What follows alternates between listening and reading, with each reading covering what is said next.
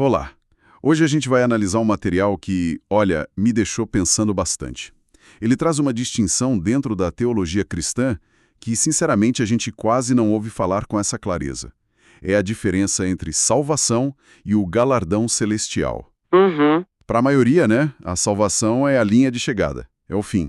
Mas o texto que a gente vai ver hoje, ele diz que esse é, na verdade, só o ponto de partida. Então a nossa missão aqui é entender, com base nesse material, o que de fato separa um salvo que não recebe galardão de um salvo que recebe galardão. E a fonte é bem direta, né? Um quadro comparativo e umas reflexões bem profundas. E é um tema que vai no coração da jornada espiritual, não é? Porque mexe com o que a gente entende por sucesso na vida cristã. Mas antes da gente mergulhar nesse quadro, tem um ponto que a fonte amarra logo de cara, que é, assim, crucial. O texto diz, e eu acho importante citar: esse quadro não separa salvos e não salvos. Ele separa filhos e filhos fiéis. Ah, isso muda tudo. Muda tudo. A discussão aqui não é sobre quem vai para o céu e quem não vai. A fonte é muito clara. Os dois grupos entram no reino. A grande questão que o material coloca é: qual vai ser a experiência, a responsabilidade e principalmente a confiança que vai ser depositada em cada um deles lá dentro. Exato. Essa ressalva é o que deixa a coisa toda tão intrigante. Não é sobre salvação, é sobre o que vem depois. Então, ok, vamos lá. O texto começa de um jeito bem inteligente, sabe? Ele estabelece o que é comum aos dois. Sim, a base. A base. E isso é fundamental. Ele diz que ambos nasceram do Espírito, ou seja, a regeneração é um fato para os dois. Uhum. Ambos foram declarados justos, a justificação. E ambos são filhos, a filiação é a mesma. A união com Cristo para os dois é descrita como real. Então, se a base é idêntica, o fundamento é o mesmo. As diferenças ficam ainda mais gritantes. Exatamente. Onde que a fonte começa a traçar essa linha? É aí que a análise fica fascinante. A partir dessa base, que é igual para todo mundo, o texto aponta para as diferenças na prática da vida, no dia a dia mesmo. O primeiro contraste é na perseverança. Para o salvo sem galardão, a perseverança é mínima. E a fonte até explica entre parênteses: não abandona Cristo. Ah, tá. Ele não joga a toalha. Isso, ele não desiste da fé. Mas para o salvo com galardão, a perseverança é ativa. E a explicação é: permanece em Cristo. Espera um pouco, porque isso parece muito sutil à primeira vista. Não abandonar e permanecer. Parece, né? Alguém pode dizer que não abandonar já é uma forma de perseverar. Qual é a diferença na prática que a fonte aponta? Essa é a pergunta-chave. A fonte sugere que a diferença é entre ser passivo e ser ativo. Não abandonar é como, sei lá, alguém que está num barco à deriva, mas não pula na água. Entendi. Ele está seguro no barco, mas não está fazendo nada, não está remando. Exato, ele não está engajado na jornada. Agora, permanecer já implica uma conexão, uma busca, um engajamento. É a diferença entre ter um endereço e, de fato, morar na casa. Boa. E essa mesma lógica vai para o ponto seguinte, que é a fé. Faz sentido. E como o texto descreve a fé de cada um deles? Para o primeiro grupo, a fé é verdadeira, porém fraca. Já para o segundo, é viva, operante. De novo, veja bem, a fonte não questiona se a fé é de verdade. Nos dois casos é. Por isso são filhos. A questão é a vitalidade dessa fé. Uma fé fraca pode ser suficiente para crer para a salvação, mas uma fé viva e operante é aquela que se traduz em ação, que muda a decisão. É a diferença entre uma brasa que está ali, só se mantendo acesa, e uma fogueira que ilumina e aquece, né? Perfeito, essa analogia da brasa e da fogueira é exatamente isso. E eu imagino que essa diferença de temperatura espiritual, digamos assim, tem consequência direta no crescimento da pessoa, na santificação, certo? Exatamente. A fonte conecta os pontos de uma forma muito lógica. Para o salvo sem galardão, a santificação é lenta e irregular. Para o outro, é progressiva, constante. O que o texto descreve aqui são dois ritmos de crescimento, totalmente diferentes. Não que o primeiro não cresça nunca. Não, não é isso. Mas talvez seja um crescimento cheio de altos e baixos, sabe? Com longos períodos de estagnação. Já o segundo grupo tem uma trajetória mais consistente. Ok, então a gente tem uma dinâmica interna bem diferente. Perseverança passiva versus ativa. Fé fraca versus operante. Crescimento irregular versus constante. E o texto mostra como isso se manifesta por fora. Sim, a análise vai da causa para o efeito, do interno para o externo. Na questão do fruto espiritual, por exemplo, o primeiro grupo tem pouco ou quase nenhum, Uhum. enquanto o segundo tem fruto visível. E isso se liga direto com a obediência. No primeiro caso, é uma obediência seletiva. Uma obediência à la carte. Eu escolho o que eu sigo hoje. Perfeito, é isso. Já para o segundo grupo, a palavra usada no texto é rendida. Uau! E essa palavra, rendida, é um divisor de águas na análise. Uma obediência rendida não questiona a ordem, ela confia em quem deu a ordem. É uma entrega de vontade, então. Total. E isso nos leva ao próximo ponto, que para mim foi onde a ficha realmente caiu: a disciplina de Deus. Ah, sim. Para o salvo sem galardão, a disciplina é frequente. Para o outro, a palavra é formativa. Certo. E aqui fica muito interessante. Minha primeira reação ao ler frequente é pensar em algo ruim, tipo um castigo constante. Alguém que está sempre... Apanhando. Mas é isso que a fonte sugere. A nuance é tudo. O texto não diz que um é amado e o outro punido. Os dois são filhos, os dois são disciplinados. A diferença está no propósito, na natureza da disciplina. A disciplina frequente parece ser mais corretiva.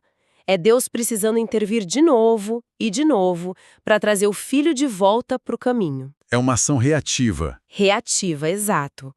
Já a formativa é proativa. Ela não quer só corrigir erro, ela quer formar o caráter, quer preparar para responsabilidades maiores. É como um pai que, em vez de só dizer não faz isso, diz vem cá, vou te ensinar a fazer do jeito certo, porque um dia você vai estar no meu lugar. Uau, é exatamente essa imagem. Perfeita. Então, depois de apresentar todos esses contrastes, na fé, no fruto, na obediência, na disciplina, a fonte chega na pergunta de $1 milhão. Qual é a raiz disso tudo? O que causa essa diferença? E a resposta que o texto dá é bem direta. E primeiro, ele elimina o óbvio, sabe? O que seria? Ele afirma de forma categórica: não é dom, não é ministério, não é carisma. E isso é muito importante, porque desconstrói aquela ideia de que o galardão é só para os supercrentes, para os pastores famosos. Para os mais talentosos. Exato. O fator decisivo, segundo o texto, é a submissão ao governo de Deus. Então a questão toda é governo e senhorio. Isso é contraintuitivo. A gente pensa em recompensa por fazer coisas para Deus, mas a fonte diz que é mais sobre se deixar governar. Atual. É consequência de fidelidade. E tem uma frase que me marcou muito. Deus não recompensa quem faz muito. Ele recompensa quem se deixa governar. A questão não é o volume de atividade, é o nível de rendição. Entendi. E com base nisso, o texto descreve os dois perfis, né? Vamos detalhar isso. Como é o salvo sem galardão? Ele é descrito como alguém que quer Jesus como Salvador, mas resiste a ele como Senhor. É a pessoa que aceita o perdão, mas luta para entregar o controle da vida, das decisões, do dinheiro, dos relacionamentos. Vive em conflito. Um conflito constante com o governo de Deus. A fonte diz que ele não abandona a fé, mas não se rende totalmente. E a frase que resume o perfil é de arrepiar. Ele pertence, mas não se entrega. Ele pertence, mas não se entrega. Nossa, isso descreve uma tensão interna brutal. É como ter cidadania de um país, mas se recusar a obedecer às leis. E o outro perfil, o do salvo com galardão. É o oposto direto. Ele recebe Jesus como Salvador e se submete a ele como Senhor. Para ele, salvação e senhorio são a mesma moeda. O texto diz que ele aprende a obediência, o que mostra que é um processo, né, não é automático, e ele aceita os processos de Deus até a disciplina formativa. Ele não negocia o governo divino e a conclusão sobre ele é: ele não apenas crê, ele se rende. A rendição é o ponto de virada. Ah, e agora faz todo sentido a conexão que o autor faz com a linguagem de mordomia das parábolas. Sim, ele cita aquelas passagens, né? Fiel no pouco, servo bom e fiel, e a promessa sobre o muito te colocarei. Então, essa vida de submissão agora é o pouco, é o nosso campo de treinamento. É exatamente essa conexão. A lógica que a fonte estabelece é muito clara. Deus só confia governo a quem já aprendeu a obedecer. A perseverança ativa, a fé operante, a obediência rendida. Tudo isso são as credenciais de um mordomo confiável.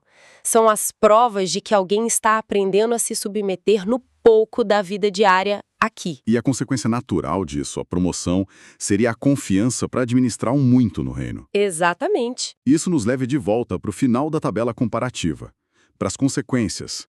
Não é um final igual para os dois, mesmo que o destino seja o mesmo. Não, não é. Para o salvo sem galardão, o resultado é a perda de galardão e a não participação no governo do reino. Ele entra, mas não reina. Ele é cidadão, mas não é autoridade. Já para o salvo com galardão, o resultado é o recebimento do galardão e a autoridade para governar. Mas o texto tem o cuidado de não apontar isso como castigo, sabe? Entendi. A palavra que a análise usa no final e que eu achei perfeita é coerência espiritual. Coerência espiritual. Gostei disso. Quer dizer, não é Deus sendo arbitrário. É o resultado lógico de uma vida de escolhas. A recompensa, então, não é um troféu. É uma promoção baseada em caráter comprovado. Exato. Não faria sentido, dentro dessa lógica, Deus dar autoridade para alguém que passou a vida toda resistindo a esse mesmo governo. Seria incoerente. A experiência na eternidade, nesse sentido, vira um reflexo direto da jornada de submissão ou resistência, aqui na Terra. Certo. É uma questão de alinhamento de caráter e de vontade. Então, se a gente for resumir o que a gente explorou, a salvação é o ponto de partida, o presente que nos coloca como filhos. Mas a jornada que vem depois, de submissão, de fidelidade, ela determina uma recompensa. E essa recompensa, segundo o texto, não é algum material. É um nível de confiança e responsabilidade no reino. Isso. O material chama isso de conexão final. Diz que o galardão não é o objetivo, é a consequência.